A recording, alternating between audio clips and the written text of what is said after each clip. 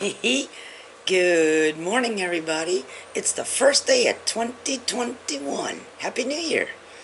And, cheers. I think it's like 9:30 in the morning here, but it's New Year's Day. The rules don't count today. I'm gonna be baked by like 1 o'clock this afternoon. It's gonna suck. Anyway, I figured we'd do something quick and fun today, and probably something that a lot of you guys know, but I wanted to do a snippet. I've mentioned it maybe a couple of times in some of my past vids, but it's like easy and cheap, and everybody should do it, and I'm going to tell you a few things you can do with it. So I got my bucket here. This is actually a drinking, believe it or not.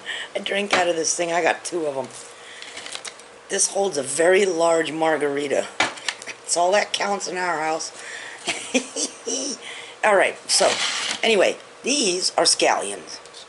Now, I let these have been sitting around. I've been ignoring them on my counter, actually.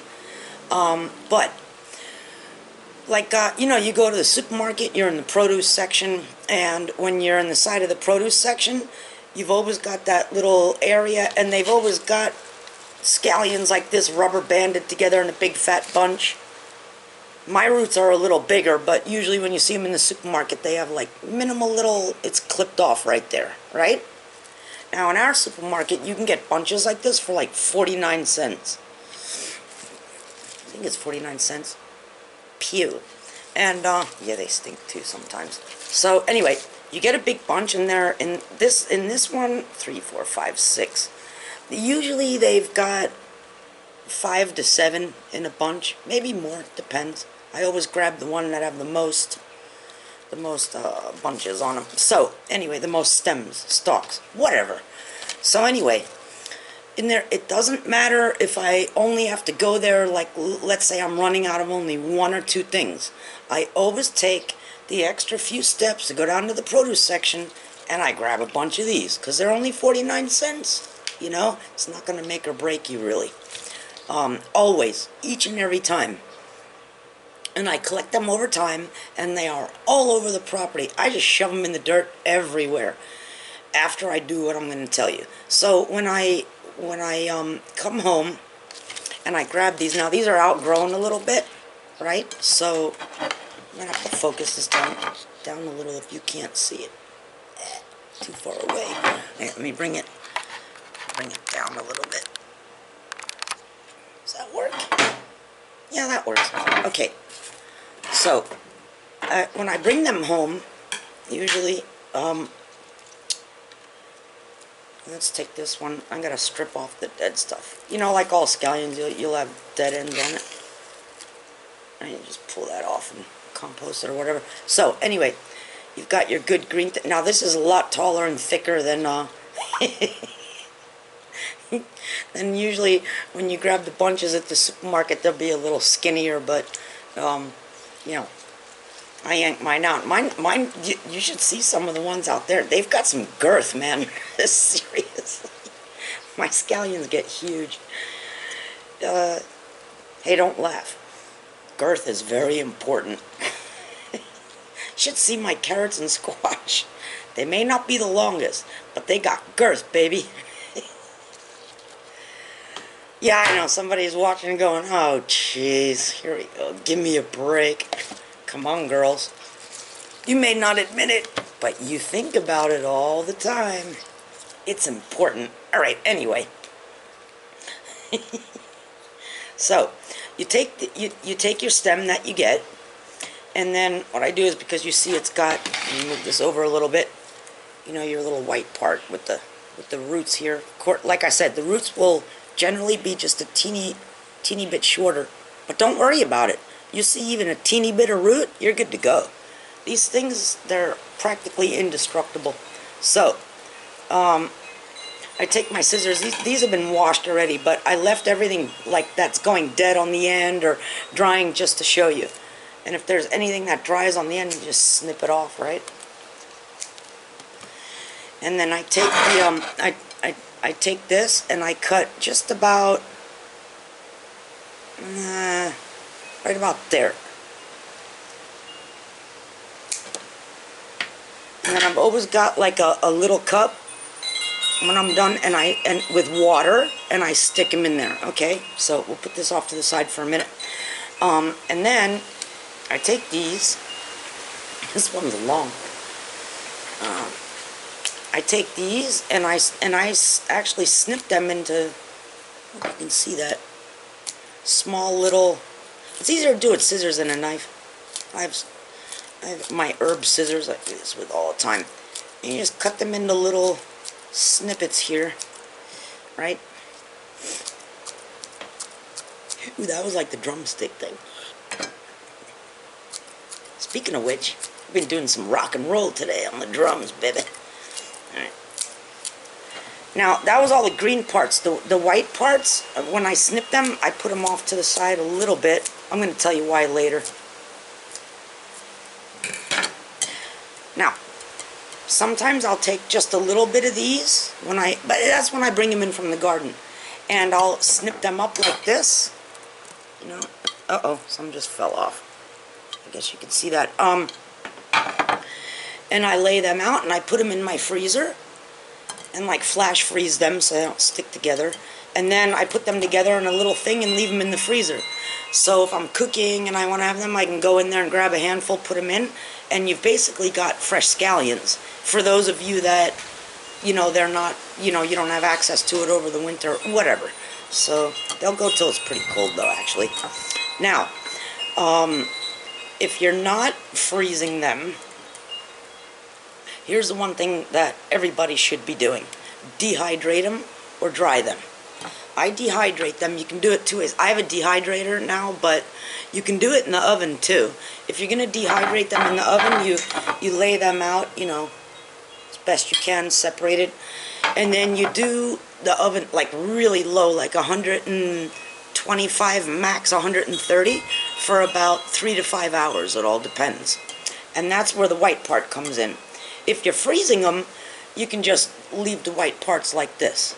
But if you're dehydrating them, you want to take these white parts, because when it gets down towards the end, they always get all, there's a bunch of ones in there. So you see I squeezed it and one came out.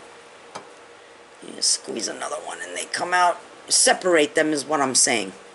Because the green parts towards the top are the thin ones, but it gets thicker as it goes down. There's that thick thing again. So you want to separate them because they take longer to dry. Plus, actually, the majority of the fiber is in the bottom of this plant. A lot more fiber here than there. So when you go to powder them, which I'm going to tell you in a minute, you actually yield a little bit more getting out of this part. But anyway, it's all the same thing. So you want to separate them if you're going to dry them, right? If you're going to throw them in the freezer and flash freeze them and then store them in the freezer like I do, then you don't really have to do that. So anyway, that's what I do. I'm not going to do them all, obviously, but you get it. You clip off a decent amount. The bottom part goes back in the water. And you'll be amazed. These will regrow. You'll start seeing little green shoots out of here within a couple of days at the most. These things regrow like crazy. And the great part about this is, while you can, if you're in the supermarket and you're grabbing bunches of these each and every time for 40, 50 cents, these are great to throw around your garden, right? They constantly regrow, and they repel a lot of pests. So they're good companion plants for a lot of your vegetable garden, herb garden, whatever you're doing. Flowers. The only thing is, don't plant them with beans, peas, that family. Nothing in the allium family should be planted with the beans or peas and vegetables in that family. They transmit or exude stuff, you know, when they're in the ground, that actually inhibit all that, you know, that good stuff that's in the roots of beans and all that, actually put nitrogen back into the soil, supposedly. And I believe it, you know, because leave them sit on your counter and don't pay attention to them for a week and take a whiff. They smell like shit. So anyway, but for just about everything, I have them everywhere, you know, around my tomatoes, my peppers, you name it. They're really, really cool.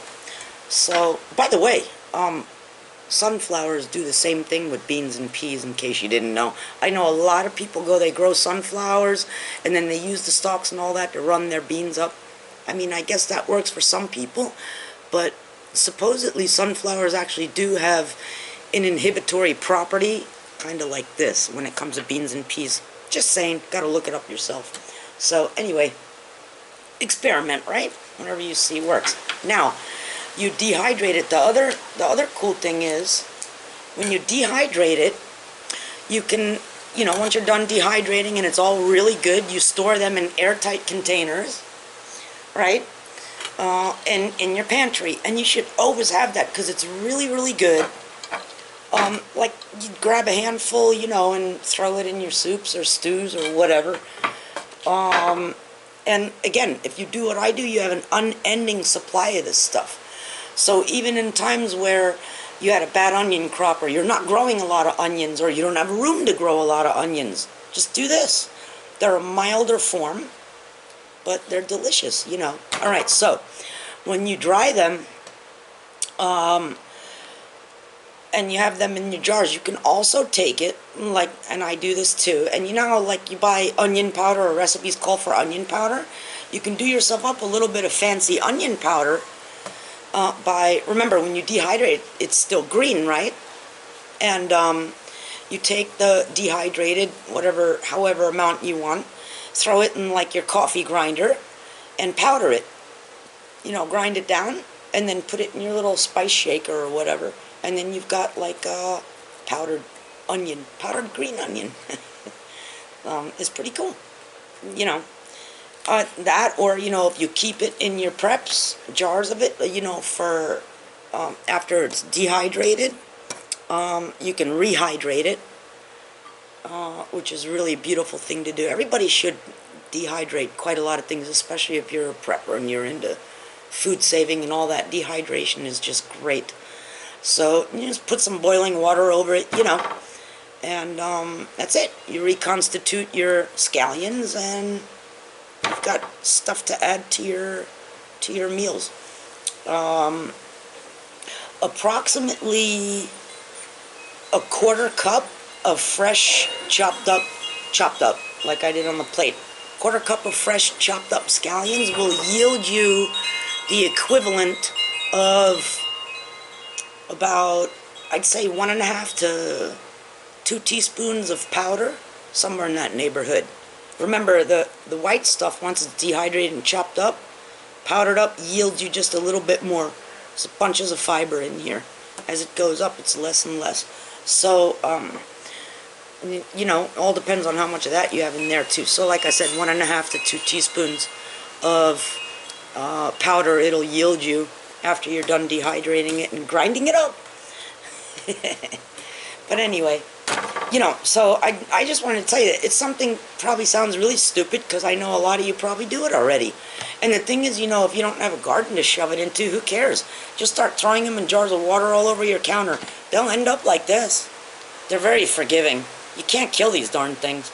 You just keep cutting it, and it grows back. Cut and come again. That's what they call it. So, it's pretty cool.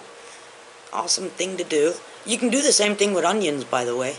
When you get your onions and you chop off the bottom and still got that little root bit on there, you can put it in a little plate of water until it starts sprouting, or just throw it in the dirt. And you'll get onion greens out of it like this. They're a little more pungent than scallions. Scallions are a little milder, but same idea. Same family, same idea. And you can throw those all over the garden. Don't throw out the onions when you're done chopping them. Chop the bottom off, save it, and throw it out there. It's always good, Everything has a use. So, I guess that's it. Every time you go to the supermarket, buy a bunch of these. Just do it. You can never have too much food or spices, right? So, you're only out 50 cents. 50 cents? Okay. So, Happy New Year, everybody. Cheers again. I think I'm going to shoot some pool today and play some drums. So, I hope everybody's well. Hopefully something good happens with us this year and everything's good. Either way, y'all need to grow some food. Lots of it. Do what you can with what you have. I love you guys. Stay green. Little wild and dirty doesn't hurt either. Even with stinky scallions. Happy New Year. Nikki out.